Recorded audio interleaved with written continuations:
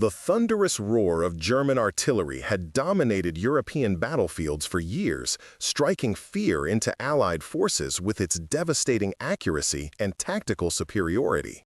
But on a fog-shrouded morning in March 1943, something would happen that would forever change the mathematics of artillery warfare. Hidden deep in the Italian mountains, a German battery commander was about to witness technology so advanced, so impossible by his understanding of warfare, that it would shatter everything the Wehrmacht believed about their enemy's capabilities. What occurred in those crucial minutes would not just end careers, it would end an entire era of German artillery dominance and reveal a technological revolution that Nazi intelligence had completely failed to detect. Before we jump back in, tell us where you're tuning in from, and if this story touches you, make sure you're subscribed, because tomorrow I've saved something extra special for you.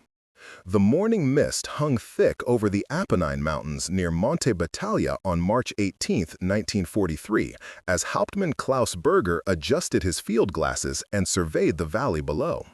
The 32-year-old artillery commander of the 4th Battery, 88th Artillery Regiment, had positioned his guns with the precision that had made German artillery the terror of 3 continents. Each of his 4 15-centimeter howitzers occupied carefully selected firing positions hidden among the rocky outcroppings and dense pine forests that characterized this treacherous Italian terrain. Berger had spent the previous week conducting detailed reconnaissance of Allied positions in the valley. His forward observers had mapped every bunker, every supply depot, every vehicle park with methodical German efficiency. The battery's first sergeant, Feldwebel Heinrich Müller, had ensured that ammunition was distributed according to the strict protocols developed through years of combat experience on the Russian front. Everything was prepared for what Berger expected to be a devastating surprise barrage against British positions that had no idea German artillery had infiltrated so deep into the mountains. The tactical situation seemed perfect from Berger's perspective. His guns were positioned nearly 8 kilometers from the nearest known Allied position, well beyond the range of effective counter-battery fire according to every manual he had studied at the artillery school in Jüterbog. The mountainous terrain provided natural camouflage, while multiple escape routes had been prepared should Allied aircraft attempt to locate his position. Most importantly, his battery had maintained complete radio silence during their infiltration, communicating only through field telephones and runners. German artillery doctrine in 1943 emphasized the principle of shoot and scoot. Fire a predetermined number of rounds from one position, then rapidly displace to avoid counter-battery fire. The mathematics were simple and had proven reliable throughout the war. Allied forces would require at least 15 to 20 minutes to locate a German battery through sound ranging or aerial observation, calculate firing solutions, and deliver effective return fire. This window provided more than sufficient time for a well-trained German crew to fire their mission and withdraw to alternate positions. Berger's battery had rehearsed this procedure countless times. His gun crews could fire 12 rounds per gun and be moving within 8 minutes of the first shot. The narrow mountain roads they had used to reach their firing positions would serve as escape routes, leading to secondary positions already surveyed and prepared. It was a textbook operation executed with the precision that had made German artillery legendary for its effectiveness and survivability. At precisely 0630 hours, Berger gave the command to commence firing. The first salvo erupted from his hidden positions with the distinctive crack of high-velocity howitzers, sending shells arcing toward British supply concentrations 5 kilometers away. Through his binoculars, Berger watched with professional satisfaction as the first impacts sent smoke and debris skyward from the target area. His forward observer, positioned on a ridgeline 2 kilometers forward, reported excellent target coverage and requested continuation of the fire mission. The second salvo followed 30 seconds later, then the third. Berger monitored his stopwatch with the mechanical precision drilled into every German artillery officer. 3 minutes into the fire mission, everything was proceeding exactly according to plan. His crews were performing with their usual efficiency, the targeting appeared accurate, and most importantly, there was no sign of Allied response. The British position seemed to have been caught completely by surprise, with no immediate indication that they had detected the source of the incoming fire.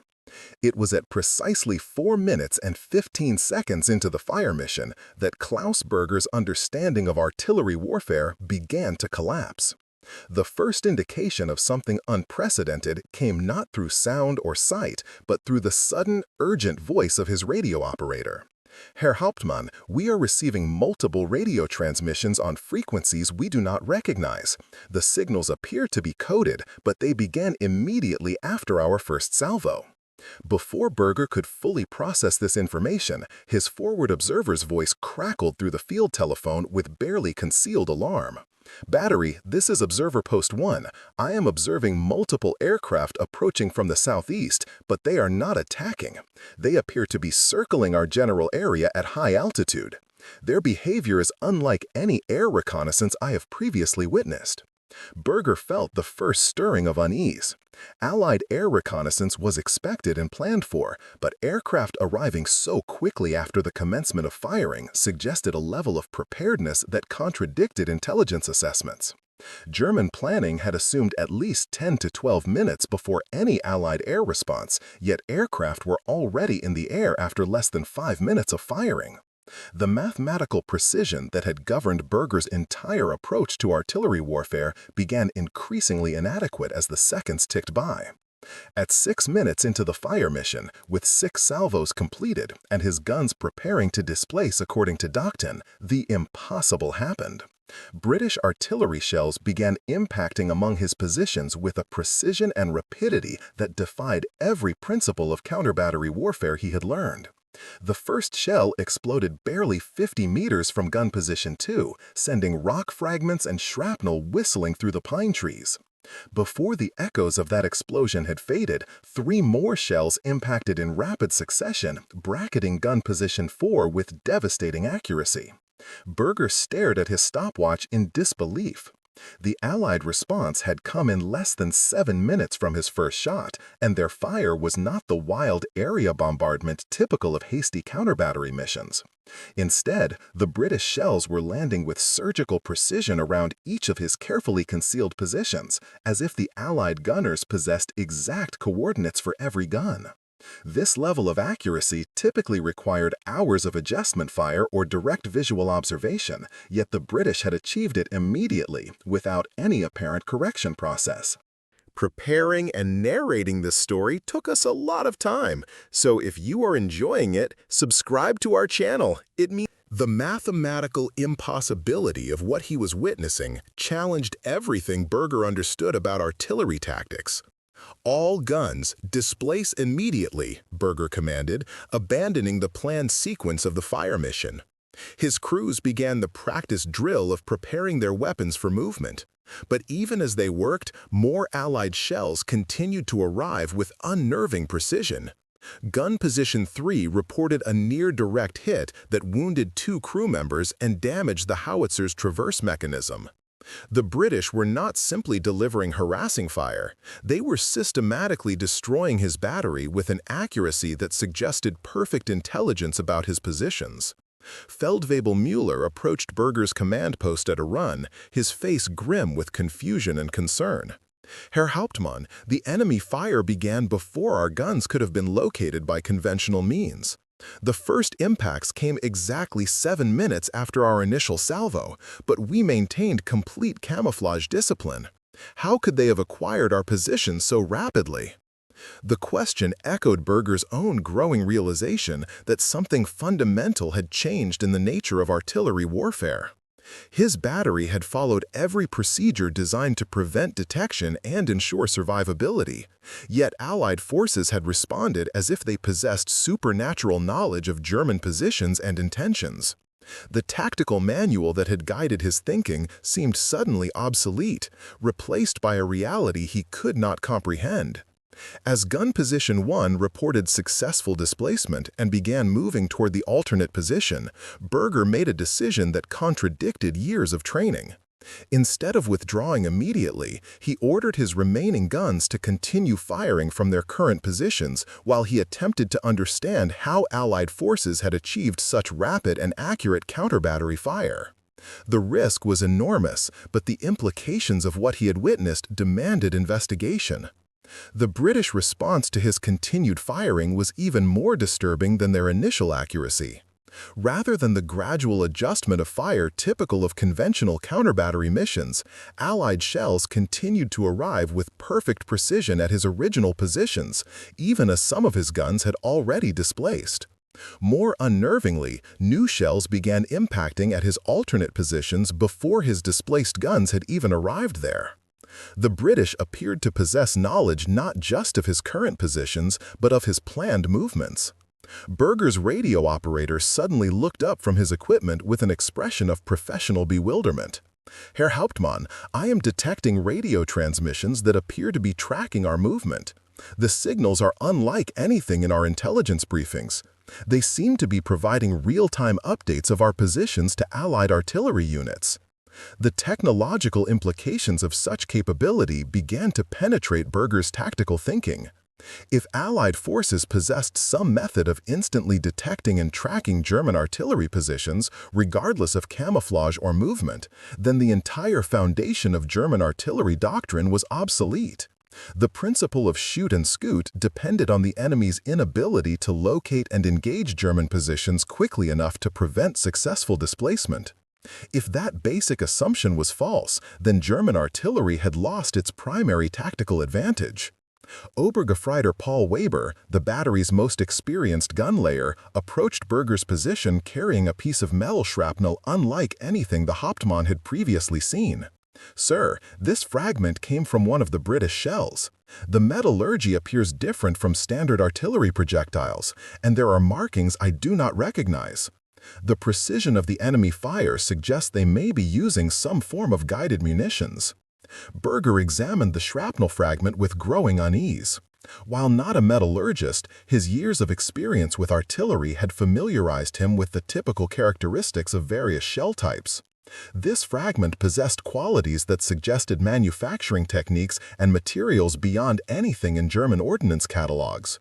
If the British had developed guided artillery shells, it would represent a technological leap comparable to the introduction of rifled barrels a century earlier.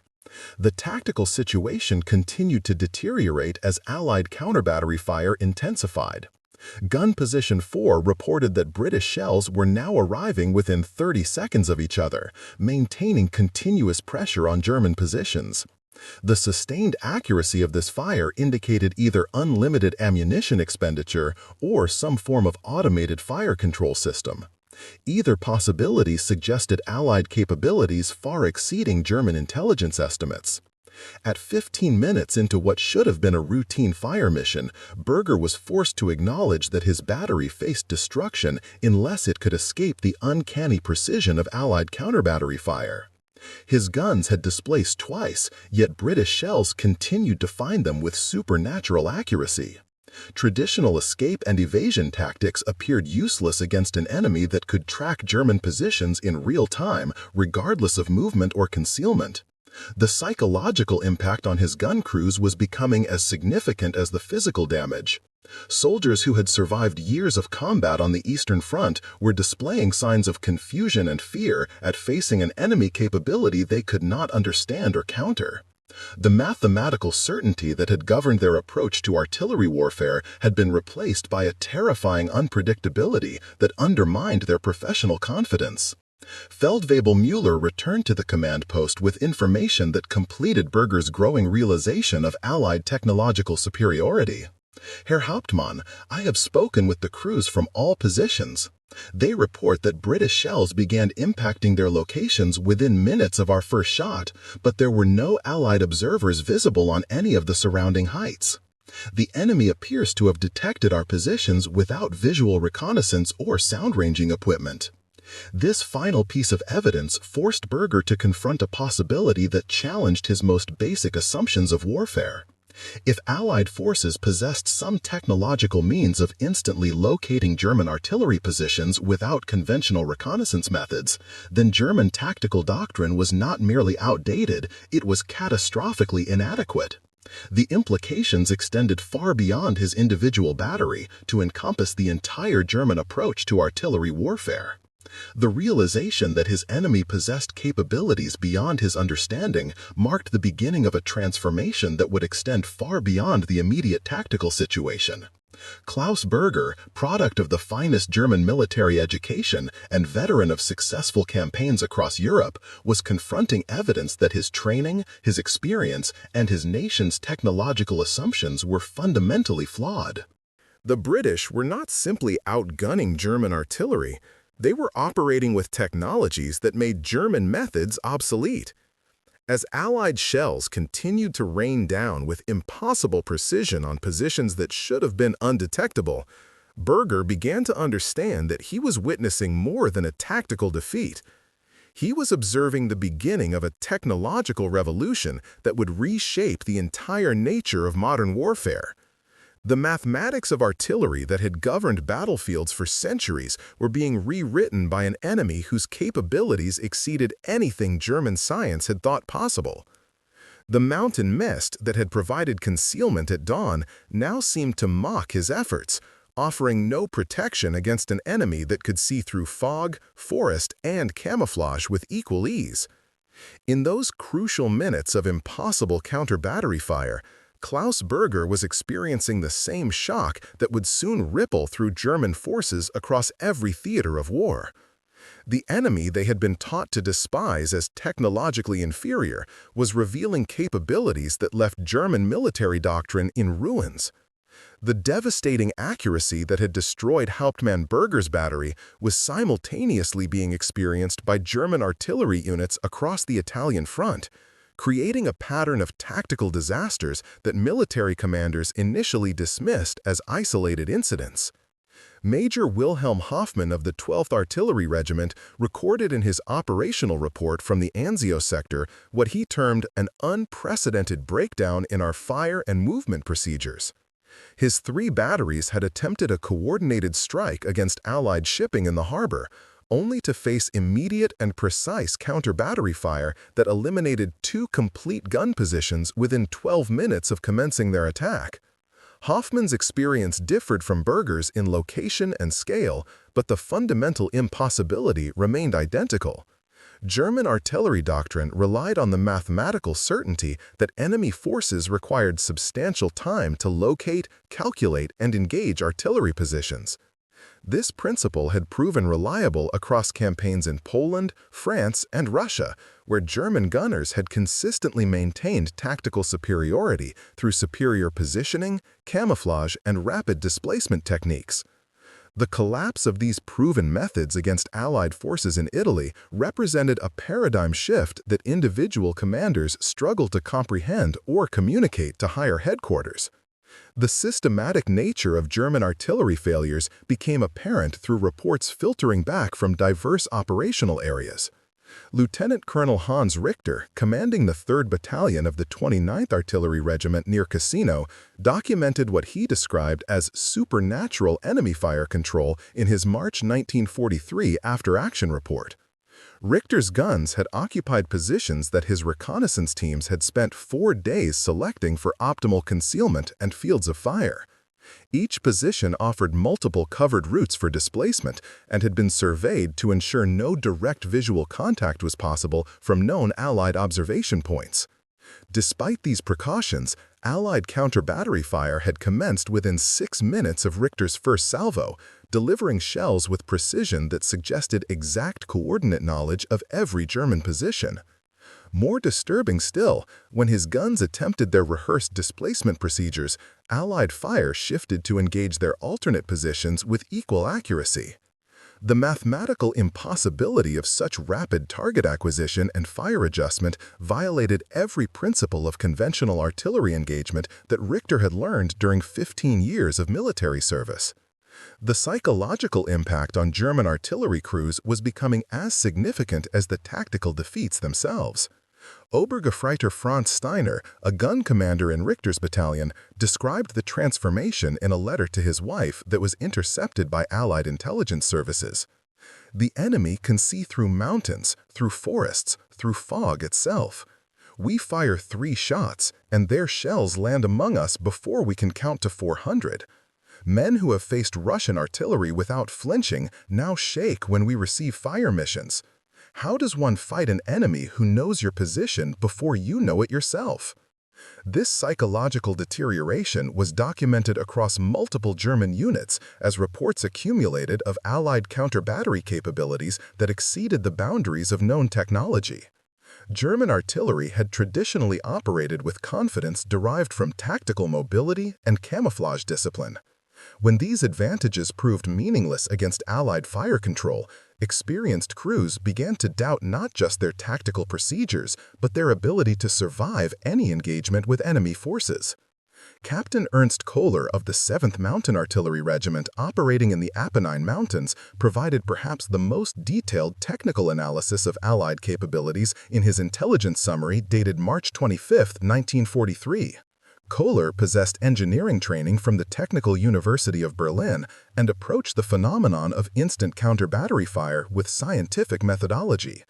His report documented timing measurements, shell impact patterns, and communication intercepts that painted a disturbing picture of Allied technological superiority. According to Kohler's analysis, Allied forces were detecting German artillery positions within 2 to 3 minutes of the first shot, regardless of terrain, weather conditions, or camouflage measures. The speed of detection suggested some form of automated system rather than human observation, while the precision of subsequent fire indicated real-time tracking of German positions and movements. Most concerning, intercepted radio transmissions suggested Allied units receiving continuous updates about German artillery locations from sources Kohler could not identify. The technical implications of such capabilities forced German commanders to confront the possibility that their enemy possessed detection systems beyond anything in German military inventories. Traditional sound-ranging equipment required multiple observation posts and complex calculations that consumed 15 to 20 minutes even under optimal conditions. Visual reconnaissance was limited by terrain and weather, while aerial observation was restricted by German air defenses and the time required for aircraft to locate and report target coordinates. Yet Allied forces were consistently achieving target acquisition and engagement times that seemed to violate the physical limitations of conventional detection methods. Kohler's report speculated about possible employment of radio frequency detection equipment, but acknowledged that German technical intelligence possessed no information about such systems in Allied inventories. The gap between observed Allied capabilities and German understanding of possible technologies represented a fundamental intelligence failure with implications extending far beyond individual tactical engagements. The accumulating evidence of Allied technological superiority began to filter through German command structures, creating cognitive dissonance between operational realities and strategic assumptions. Colonel Victor Brenner, serving as artillery commander for the 14th Panzer Corps, summarized the situation in his weekly intelligence brief to Army Group C headquarters. Enemy counter-battery capabilities consistently exceed theoretical maximums for conventional detection and fire control systems. Documented response times of 4 to 7 minutes from initial German fire to accurate enemy counter-battery engagement suggest employment of previously unknown technologies. Brenner's assessment was particularly significant because his position provided visibility into artillery operations across an entire corps sector. The consistent pattern of German artillery defeats, regardless of terrain, unit quality, or tactical procedures, indicated systemic advantages rather than isolated German failures. The mathematical precision of Allied counter-battery fire across dozens of separate engagements pointed towards standardized technological capabilities rather than exceptional individual performance by Allied gunners. The geographic scope of German artillery failures began to reveal the extent of Allied technological deployment. Reports from the Gothic Line, the Winter Line, and coastal positions around Anzio all described identical patterns of impossibly rapid and accurate counter-battery fire. German artillery units operating in mountainous terrain, where traditional detection methods should have been most limited, experienced the same devastating Allied response as those in open coastal areas where visual observation should have been optimal. Lieutenant George Franke, commanding a battery of 10.5-centimeter howitzers in the Alban Hills, documented what he termed the complete collapse of artillery tactics as we understand them. Franke's guns had occupied positions that offered no line of sight to Allied forces and were approached through covered routes that eliminated aerial observation possibilities. His battery maintained absolute radio silence and followed camouflage procedures that had proven effective throughout previous campaigns. Despite these precautions, Allied shells began impacting around Franke's positions within 5 minutes of his first shot, with accuracy that suggested forward observers positioned within meters of German gun positions. Yet post-engagement reconnaissance found no evidence of Allied infiltration or observation posts in the vicinity. The impossibility of such precise fire without visible observation methods forced Franke to conclude that Allied forces possessed detection capabilities beyond our current understanding of battlefield technology. The consistency of these reports across diverse tactical situations began to suggest that German artillery doctrine faced obsolescence rather than temporary disadvantage. Major Rudolf Weber, operations officer for the 26th Artillery Regiment, compiled a comprehensive analysis of German artillery effectiveness that painted a disturbing picture of systematic defeat. Weber's study examined 43 separate artillery engagements between March 15 and April 10, 1943, documenting Allied response times, accuracy measurements, and German casualty rates. The statistical evidence was overwhelming. Average Allied counter-battery response time was measured at 6.2 minutes from German first shot to enemy impact, with a standard deviation of only 1.8 minutes. This consistency across diverse conditions suggested automated rather than human detection systems. German artillery casualties had increased by 340% compared to previous campaign statistics, while successful German fire missions had decreased by 67% during the same period. Most significantly, Weber's analysis revealed that traditional German countermeasures were proving completely ineffective against Allied capabilities. Batteries that changed positions frequently experienced the same rapid counter-battery response as those that remained stationary. Units that maintained radio silence were engaged as quickly as those using standard communication procedures. Even batteries that fired only single rounds experienced immediate Allied response, indicating detection systems sensitive enough to locate artillery positions from minimal signatures. The technological superiority implied by such capabilities began to reshape German tactical thinking at all levels. Battery commanders who had previously relied on mobility and concealment for survivability were forced to adopt entirely defensive postures, seeking cover in caves and reinforced positions that limited their offensive effectiveness. Artillery units that had traditionally operated with confidence in their ability to deliver effective fire and withdraw safely were reduced to single-shot harassment missions followed by immediate displacement to prepared shelters. Captain Werner Schultz, commanding the 4th Battery of the 18th Artillery Regiment, described this tactical transformation in his unit history. "We have become artillery that dare not fire, gunners who fear their own weapons more than the enemy's. Each fire mission becomes a race against time we cannot win, a gamble with death we cannot avoid. The mathematics that governed artillery warfare for 3 centuries have been overturned by an enemy whose capabilities we cannot comprehend or counter." The psychological transformation of German artillery personnel was as profound as their tactical defeat. Soldiers who had entered the war confident in German technological superiority found themselves consistently outmatched by Allied systems that seemed to violate the laws of physics.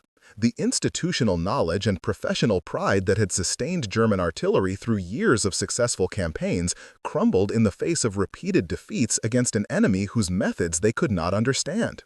Senior German commanders began to request detailed intelligence assessments of Allied technological capabilities, recognizing that their tactical failures reflected deeper strategic problems. General der Artillerie Walter Nehring, commanding artillery forces in central Italy, issued a formal request to Army Group Intelligence for comprehensive analysis of enemy detection and fire control systems currently employed against German artillery positions. Nering's request acknowledged that German tactical doctrine required fundamental revision to address Allied technological advantages. The intelligence response to such requests revealed the extent of German ignorance about Allied capabilities. Colonel Friedrich Hauser, Chief Intelligence Officer for the 10th Army, submitted a report that candidly acknowledged the limitations of German technical intelligence. Current enemy counter-battery capabilities exceed documented Allied technologies by factors that suggest either major intelligence failures on our part or revolutionary technological developments by enemy forces. Recommend immediate priority investigation of possible Allied radar applications to artillery fire control. Hauser's mention of radar represented one of the first official German acknowledgments that Allied forces might possess detection technologies beyond conventional observation methods. German radar research had focused primarily on air defense applications, with limited consideration of ground-based artillery detection systems. The possibility that Allied forces had developed and deployed sophisticated radar networks for counter-battery operations represented a technological leap that German planners had failed to anticipate or counter. The expanding awareness of Allied technological superiority began to influence German strategic planning beyond immediate tactical considerations. Artillery units that had previously provided crucial fire support for infantry operations were increasingly reluctant to reveal their positions through offensive action.